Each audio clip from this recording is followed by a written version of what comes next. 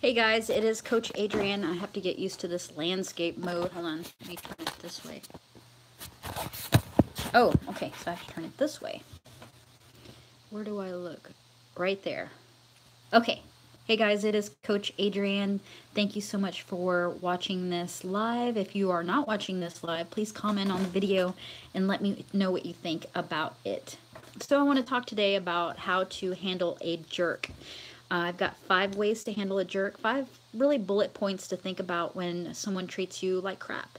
And I went live on Instagram. I've gone live on Facebook so far, and some of the comments that I've received was that yes, within the past 2 days, someone has treated the people that were on live like a jerk.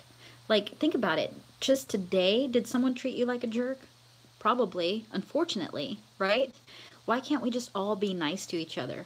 That's what I'm thinking. So the reason for me going on live is to kind of give you some ideas on how to handle a jerk. And I know you probably already have some clues, but these are good refreshers to really think about. Sometimes sometimes some people don't overanalyze situations enough. And I think that when you finally dig deep and kind of pull back the layers of how other people think, it helps you respond in a better way next time. Excuse me, and it makes you a better person. When you're a better person, then that affects another person to be a better person. So the number one way that I'm going to share with you on how to handle a jerk is to, one, don't let them take your power away. What I mean by that is that, think about it, when someone else is a jerk to you, you can't control them from not being a jerk to you again, right? You can't control that. The only thing you can control is what you do and what you say. So think about watching a movie. When someone shoots at you with a gun, just, hypothetical in a movie, right? Is your instinct to shoot back to protect yourself? Yeah, probably. But what does that say about both of them? They're both the same. They're both shooting at each other. So if you don't want this person to shoot at you, maybe if you not shoot at them, they'll not shoot at you. Think about that. I know it's a stupid scenario that I'm thinking about, but you can't, two wrongs don't make a right, right? So if you want someone to not be a jerk to you, it may not happen right away, but if you're nice to them back, then that's saying that you are controlling you. You have power over yourself, and you're not letting their negativity gain power over you. So that's number one. You don't let them take your power away, because you have full control over your mind. You have full control of how you react and respond. Just like the saying goes, everything that happens to you is 90% how you respond, and 10% what actually happens to you. So you can't expect someone to, this is someone that's constantly in your life, maybe a regular in your life, like a coworker, a parent, a relative, a child, hopefully not, but maybe your significant other is constantly a jerk to you. If you don't let them take that power away from you, in other words, let them see that it did hurt you, then they're going to stop doing it. Because that's their whole goal in the jerk's mind, is to get a reaction out of you. They want to make you upset because something upset them, and they want you to feel upset too, right? It's not cool. It's not cool to do that to somebody. But if you don't respond with that hurt attitude or being upset, then chances are they're not going to be mean to you again. And like I said, it may take a few times for them to finally catch on to it, kind of like a dog. If you stop feeding it, it won't come around anymore. I'm talking about a stray dog. Then they'll learn the lesson. They're going to keep trying, but when they keep trying and nothing happens, they're going to quit. So that's number one. Don't let them take your power away from you. Number two, don't bring yourself down to their level. We all work on different like a spectrum or different levels of energy. You're When someone is emotionally weak, that means they don't know how to handle their emotions and it's all over the place. Then they're vibrating at a very low level. When you're strong and you are happy and cheery and you want to infect other people with that happiness and cheeriness, and you're not going to let this guy affect you, then you're at a higher vibration than they are. That's why they're down here. They're at a low level, right? So if someone infects you with their negativity, they want to pull you down to their level. You know the saying, misery loves company? It's exactly what's happening when somebody is a jerk to you. They want to pull you down to their level. And they're actually happier when you're down here because you're with them, right? Does that make sense? That's why they say pull you down to their level. Don't let anybody pull you down to their level because of their emotional vibration, their frequency. I'm naturally an empath.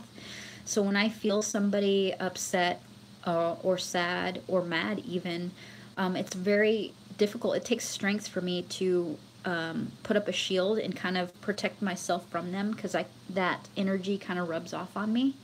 Mainly because I'm meant to help them, to empathically understand where they're coming from, to be able to help them. But sometimes it goes even further and it attaches to me, and then my emotional level is drained.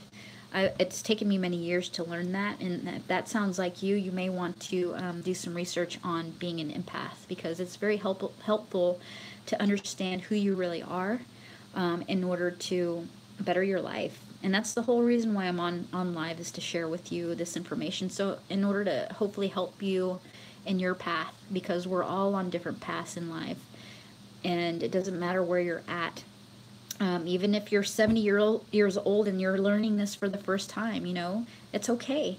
We're all on different paths, and it's okay it's definitely okay and important to always be open to learning. And no matter how old you are, you should never stop learning. Granted, because you're older, you should have more wisdoms and share those wisdoms with younger people, because technically younger people don't have as many wisdoms and experiences. Wisdom is just your life experience, what you've learned from life, and using that lesson to help you in the future. But some people take a lot longer to learn from their life experiences, and that's okay too. Age is just a number. It doesn't matter. I'm almost 40 and I feel like I'm 25, but I've had plenty of life experiences to be able to help a 25-year-old or a 20-year-old, what have you. So don't worry if your emotional level is low still and you don't understand how to handle that. That's the whole point of me coming on live, is to help you with my life experiences and my wisdoms. Number 3 is be the change you want to see in the world. If a jerk says something mean to me, say at the grocery store, and I say something mean back, so he's coming from a place of either fear or being hurt. Maybe this jerk got hurt by somebody else, and so now he's infecting me with this jerk attitude. If I wasn't emotionally strong, maybe at that point, that day, or, in general, I could be coming along and maybe I'll go to the post office and I infect the post office clerk with my jerk. So then that post office clerk is now a jerk, and then he infects his jerk attitude on the next person in line. And so you can see it's a domino effect of being a jerk, right? Because I decided that I was going to let that other jerk be a jerk, let that jerk make me into a jerk, and then relay that jerk attitude to somebody else. Be the change you want to see in the world means that you stop it in its tracks. Don't let that jerk affect you. Put something between you and the jerk. This is your shield, right? And you're not going to let this jerk right here affect you. Bye. See you later. Bye, jerk. You don't mean anything to me. There's the problems with you, not with me. So if you allow that jerk to affect you, you're bringing yourself down to their level. Same thing as number 2. you are allowing them to infect you.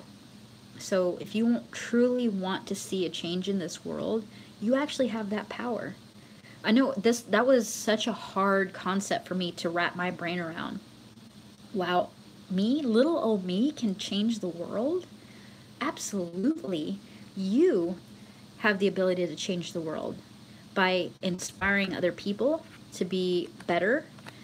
That's my goal. I don't want to just share this with you, the one person that's watching this. I want you to share what I'm sharing with you with somebody else and remind them to share it with somebody else. So please, if you really like this video after it's over, hit the share button, copy that link, post it to Facebook, post it to whatever social media, text it to somebody you think that could use it. Number 3, be the change you want to see in the world. Number 4, see yourself as a jerk. I've been blessed with having that ability to kind of put myself in other people's shoes. I've always been able to do that and kind of look at myself. I have a story about old job that I used to do where I worked in an office, and I hated my job. You know, I felt like I was a minion. I found a group of people that felt the same as me, so we were kind of all in, and we would all go to happy hour, and we would talk crap about our job for like an hour until we finally said, you know what, we're not at work. Let's stop talking about work, you know, and enjoy our drinks or whatever. But I think the reason why we kind of grouped together is because we were all in misery, and we felt solace in knowing that we weren't the only ones that I felt good that I wasn't the only one that was in misery, that I was amongst this group of people that hated our jobs. So because of that, I went through a training where the trainer suggested to me that I watch this video of a lady that also hated her job. And so I watched her, and she complained and complained and complained and complained about her job. And I looked at her, and the first thing I thought was, do I look like that? I look like her, like she's scowling, like her forehead's wrinkling, and she's just looking angry, and you know, she's got a hard face. Like right now I'm making a hard face, and it's not really nice to look at, is it? Not very nice to look at. Hopefully I am better to look at when I smile. But I didn't want to be looked at like that. I thought to myself, do I look like that? I don't want to be friends with someone that looks like that. And immediately I decided, you know what? And then later the video goes on to say that she wasn't grateful for her job. There were so many benefits to her job. Like she actually had made friends at that job, and her boss wasn't too bad. And she made a list of all these things that she was overlooking. She kept magnifying the bad parts of her job, but forgetting to look at the good things about her job. So my point is that because I was able to look at myself from the other person's perspective, put yourself from the jerk's perspective. If you're a jerk back to that jerk, you look just like you're looking in a mirror. If you think about it, if you be a jerk back, then you're being the jerk that you don't want to be. Remember that. So if you decide that you want to be a jerk back to the jerk, then you're doing nothing to change anything. You're not making the world better. You're not making you better. You're not growing.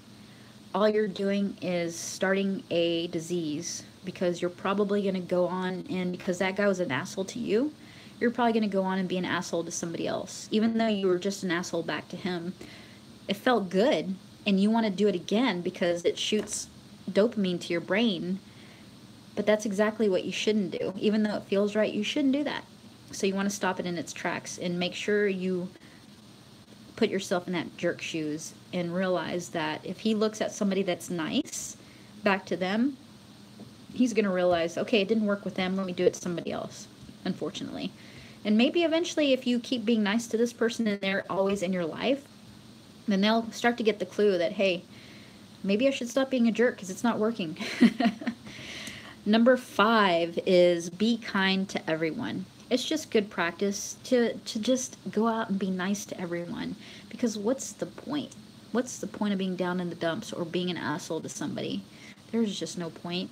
Just be kind to everyone. And that's hard. All of these are hard to do. But it really takes practice. It takes hard work. I'm confident that as long as you continually practice it until the end of your days, that eventually you'll just not let anybody get to you, because that's on them. Remember the first rule: don't let them take your power away.